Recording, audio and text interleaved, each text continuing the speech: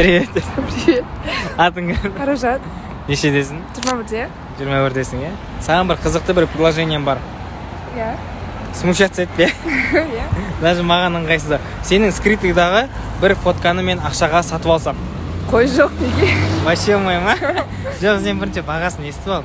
Ойлап қалма, 10 мың, 20 мың теңге сатып алады деп. Нормальный ақшаға 50 мың теңге. Жоқ. 100 мың. 100 мың теңге ескендім. 150. Жоқ. 200. Жоқ. Окончательно сумма айтамын, менде басқа жоқ. 250 мың теңге қазір бар. Қазір ойланып көрейін. Четкий, идеальный бір фоткаң. Жігітің бар ма? Жоқ. Будущий жігітің көре алмайтындай бір фотка болады ғой. Қазір көрсетемін. Айттым ғой, маған жібересің сол фотканы. Иә. Қарасың болмайын де. Көрсетпейін дейді.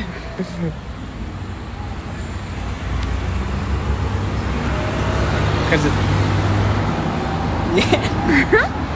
Четкий. Осыны бересің ғой, Иә. Бол, келістік. Короче, күте тұр 1 минут мына жерде.